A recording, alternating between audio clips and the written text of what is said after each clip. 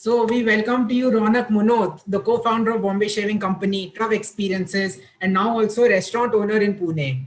So Raunak, these are such diverse fields. I mean, Bombay Shaving is into cosmetics and skincare products. Trove Experience gives one the hands-on experience of perfume making, and restaurant is something which is entirely different. So, any particular reason for this diversity? Any? There's no the diversity is not intentional. I think it's just been a journey of trying to understand what I like and pursue that. Right from college days, I got into. I mean, everyone kind of gets into engineering or becomes a Yeah. doctor. That's kind of a standard. So back in 2004.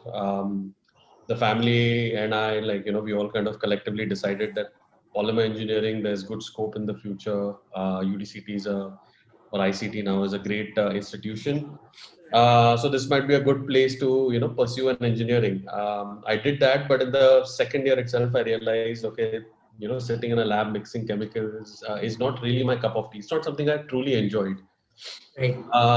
But I was always more inclined towards the extracurriculars and cultural events.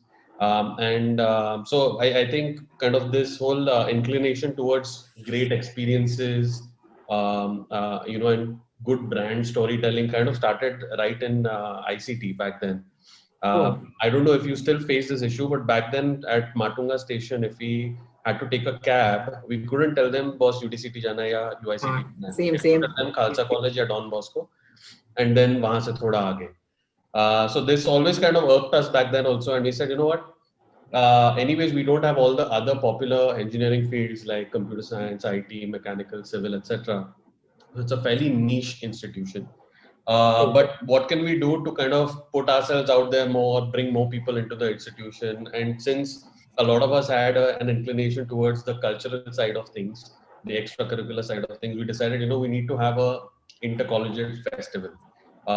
And pretty much that was like setting up a company in itself, because previous years that had not happened. We used to have a intra-collegiate event called Fun Tech, with a fairly small budget and predictable sponsors, Reliance, etc.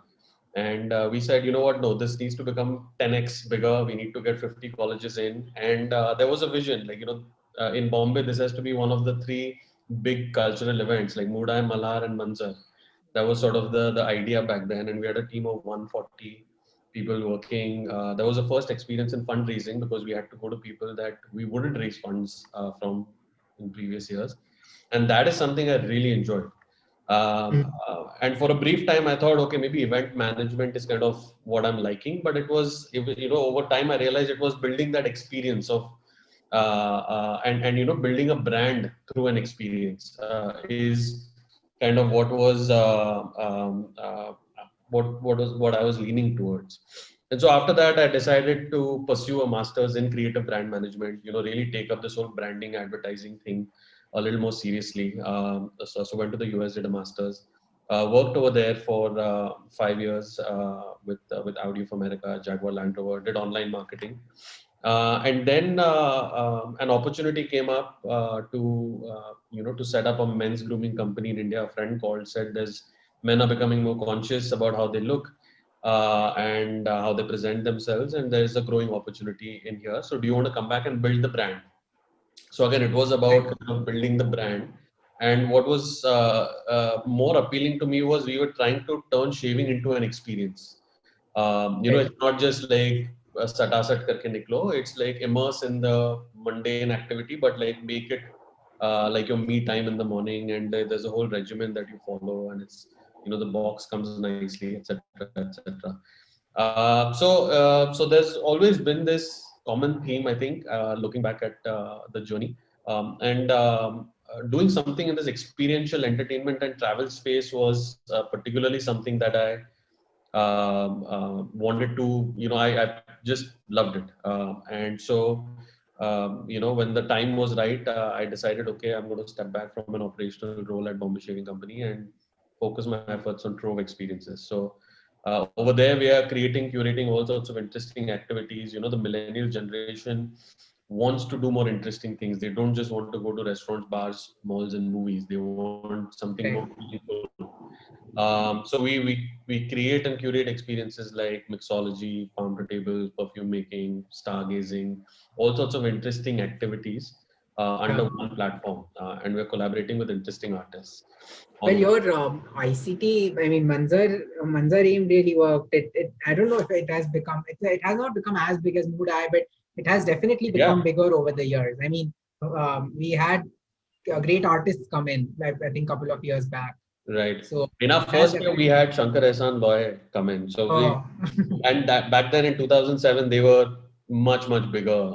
I mean, they were killing it. I mean, they are still big. They are still big, but at Now that time, they Arijit were in Singh their has peak. taken over. Yeah. So yeah, that's pretty much what it's been. The restaurant thing also wasn't really on the roadmap, but one of the mixologists that we work with on Trove, he had kind of moved to Pune to set up his own cocktail bar, and somehow Oh, the opportunity worked out where it was an interesting opportunity for me to be involved in a F&B operation and kind of management at a true. fairly good deal. So I said, Yeah. why not understand that side of hospitality as well as we're trying to build experiences? Nice. Yeah. So yeah, and also yeah, and another question. I mean, it is indeed stunning how you entrepreneurs start something from scratch and work towards eventually making it big time. So this must require loads of productivity. So for someone like me, or I guess most people sitting here, making out and out use of the day is a major challenge, honestly. And how should one keep himself focused throughout the day to achieve that maximum productivity, even in college life, for that matter? Uh, I think uh, I mean, two things that come to mind specifically. One is, I think a lot of books that I've read and a lot of entrepreneurs that I've spoken with, or just people who I feel have a very balanced life where they're super productive in all aspects. Um, um, I think they just have a very great set of habits. And once you have this great set of habits, it just becomes easier to do those things than to not do it.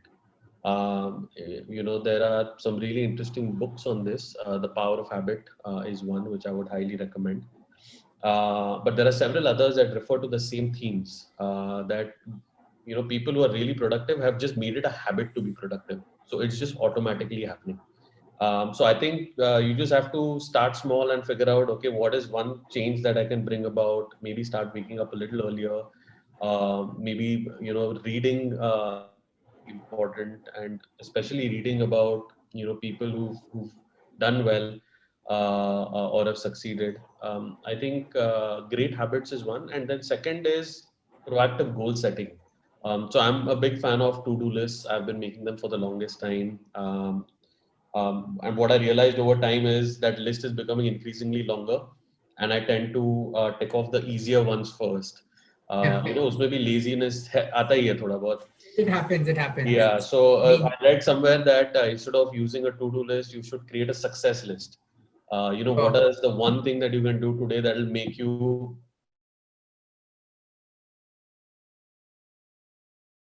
peaceful at the end of the day, and then just start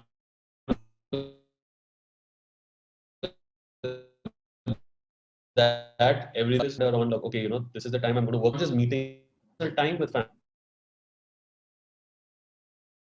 But nothing is going to work. It's become more conscious about what habits you want to set to increase your productivity, and then proactively kind of track that, gamify it a bit. correct. I used to never read.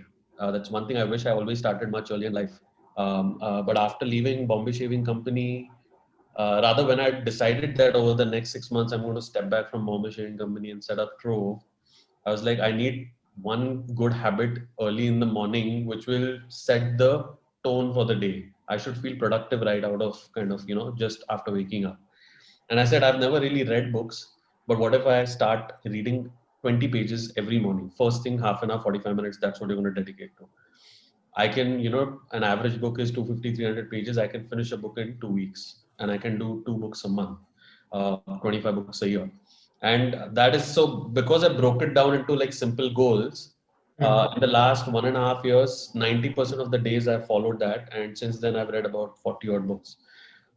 So it's like a daily pep talk for me in the morning. So you have to figure out what are those things and then you add on to that. It started with book reading, then I added a little bit of exercise to that, added a little bit of yoga to that, although that fell off. वो होते रहेगा. But identifying good habits and proactively kind of goal setting and tracking is something that will help. Yeah, I mean, for me, I make a schedule and then sometimes I follow it for a week and just leave it, make होता that है. another. So it doesn't work. So I think this daily thing is better. In the day, Yeah. you should decide in the morning. So that those are short term goals rather than Right. making a schedule for 3 months and then following it for hardly 3 Exactly. weeks. But and whatever you set for daily, even for exercise, don't say I want to do it thrice a week. Just set a goal for I want to do it every Set a day. goal for daily. Yeah. Yeah, Every day exactly. bologe to always aim higher, so you will reach more than what you otherwise expect to. You decide to go to the gym for 6 days, you end up going for 4 days. That's Exactly. what Otherwise, happens. if you say three, वो 3 three days का you फिर don't go only. कि एक off day Yeah, तो है, कल कर दूंगा. That's true, so true. those kind of habits, I guess, will just help.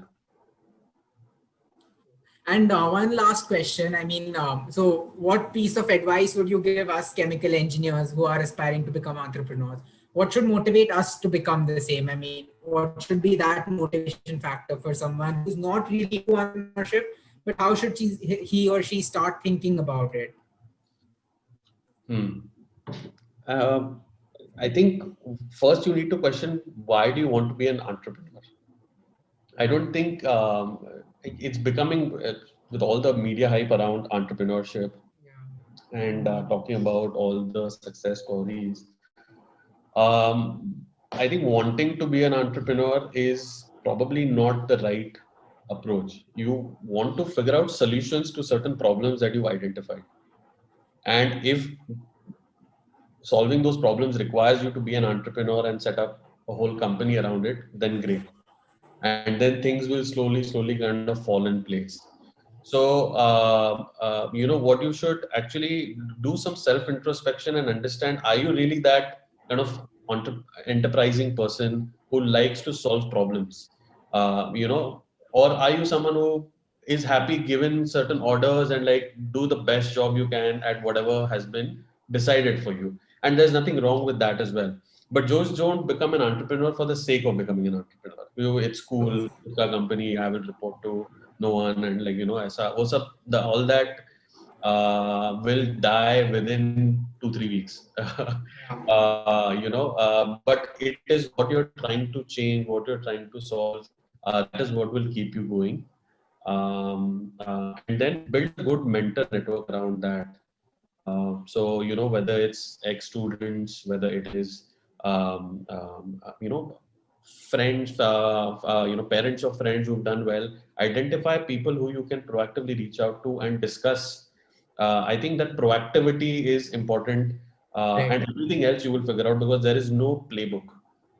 Every company is unique, every opportunity is unique, and those are things that you will figure out. So focus on the opportunities.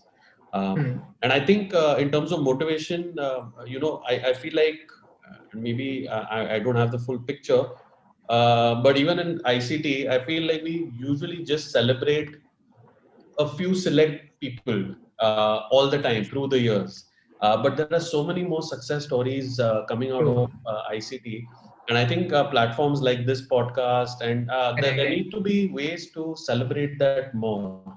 You can't just look at the big entrepreneurs who have made it big, like Ambani or Pidilite, or I mean, there's so many startups that have come from Yeah, college. just recently I met an ex-ICTian who is on the path to make a unicorn, $1 billion worth company. But it's not really spoken about, or we talk about all the other startups who are burning millions and billions of dollars and becoming unicorns and not even profitable.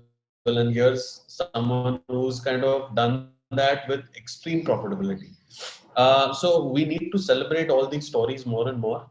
and their journeys more and more, so that I think that will motivate more people to take it up. Sure. Maybe yeah, we should do Yeah, that. True. great. So yeah, I mean, so if someone has has a business idea, that is when, if someone really wants to change something, that is when he or she should start a business, not just for the profitability point Or of view. not just because I want to be an entrepreneur, I'm just going to jump into anything. Yeah. You find something that is worth jumping into. That's why, like dropping out of college has been glorified a lot. But Yeah. most of these famous people didn't drop out of college because they wanted to be an entrepreneur. They dropped out of college because they had a good opportunity. And they're like, I don't need to study further. I want to focus my time on this. Yes. Yeah. So focus on the opportunities that are out there, and there are many. And I think especially with chemical engineering, new sort of materials. There's so much research and interesting things happening in this space that new solutions can be created. And there are